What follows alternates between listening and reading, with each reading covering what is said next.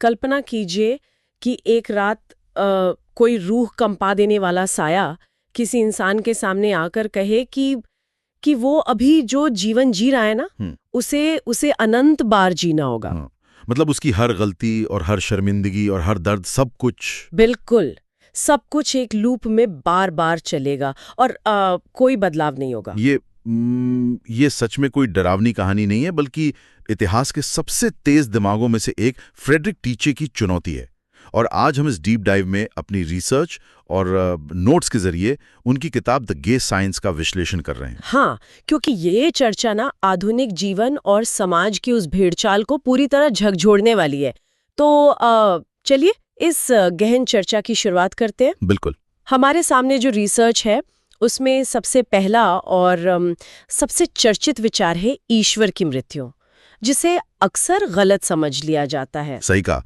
असल में इन नोट्स के अनुसार नीत्शे किसी धर्म पर शाब्दिक हमला नहीं कर रहे थे। अच्छा। हाँ, बल्कि वो एक ऐतिहासिक बदलाव की चेतावनी दे रहे थे। नीत्शे का इशारा इस ओर था कि विज्ञान और तर्क ने धीरे धीरे समाज में धर्म की जगह ले ली है।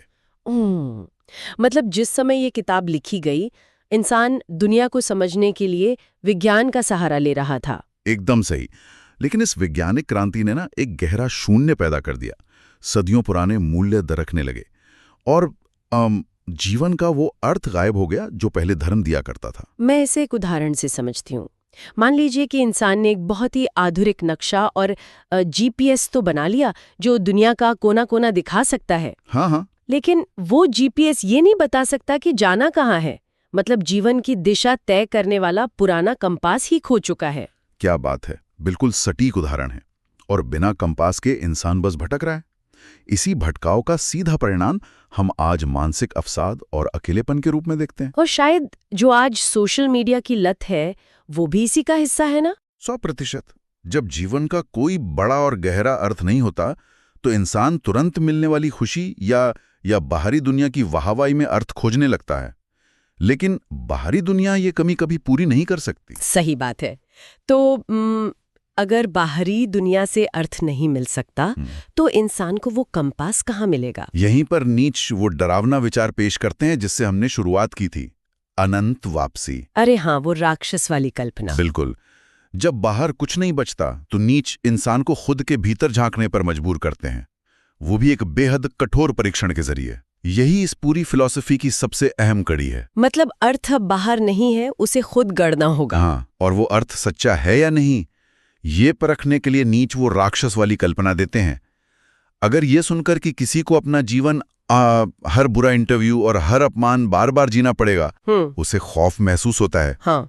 तो इसका सीधा मतलब है कि जीवन सही तरीके से नहीं जिया जा रहा है। मुझे ना इस परीक्षण पर थोड़ी आपत्ति है। अच्छा, क्यों?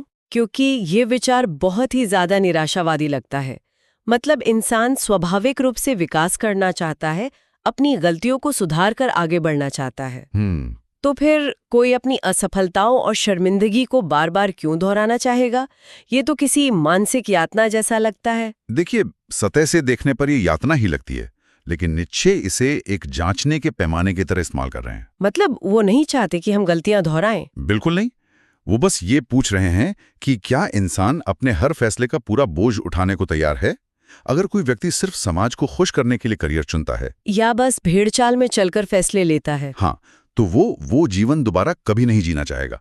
लेकिन जिसने अपने फैसले खुद लिए हैं वो उस दर्द को भी स्वीकार करेगा, क्योंकि उसी दर्द ने उसे वो व्यक्ति बनाया है जो वो आज है। मैं समझ गई। मतलब ये टेस्ट हमें भेड़चाल से बाहर निकालने के लिए है, लेकिन इस भयानक अनंत वापसी को खुशी खुशी स्वीकार करने के लिए एक बहुत ही अलग तरह की मानसिकता चाहिए होगी। बिल्कुल।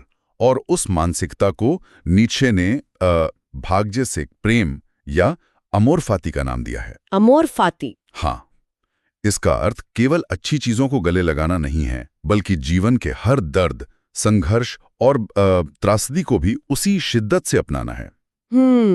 नीत्शे का तर्क बहुत स्पष्ट है कि आराम और सुविधा इंसान को कमजोर बनाते हैं। सही कहा। और ये बात आज के दौर में बहुत चुभने वाली है, क्योंकि आज हमारी पूरी जीवन शैली ही आराम के इर्द गिर्द घूमती है ना? हर कोई एक परफेक्ट और बिना दर्द वाली जिंदगी चाहता है, जहां सिर्फ सफलता हो। यही वो जगह है जहां हमें समझना होगा कि दर्द कैसे काम करता है। जिस तरह व्यायाम करते समय मांसपेशियों को मजबूत करने के लिए उन्हें तनाव और दर्द देना पड़ता है, हाँ, बिना प्रतिरोध के वे सिकुड़ जाती हैं। ठीक वैसे ही चरित्र को मजबूत करने के लिए जीवन में संघर्ष जरूरी है। जब हम मुश्किलों से टकराते हैं तो हमारा दिमाग और शरीर उस तनाव को झेलने के लिए खुद को ढालते हैं। तभी शायद नीचे का वो प्रसिद्ध वाक्य भी इसी सिद्धांत पर आधारित है कि जो चीज इंसान को मार नहीं देती वो उसे और मजबूत बना देती है। बिल्कुल सही।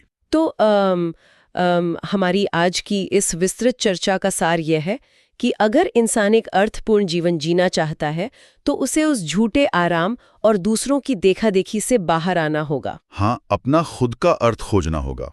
और अपने हिस्से के संघर्षों को इस तरह अपनाना होगा कि अगर वही जीवन अनंत बार भी जीना पड़े तो कोई पछतावा ना हो। तब जाकर अपनी असली क्षमता को पहचाना जा सकता है और एक ऐसा चरित्र बनाया जा सकता है जो किसी भी परिस्थिति में टूट ना सके। बहुत ही गहरी बात है।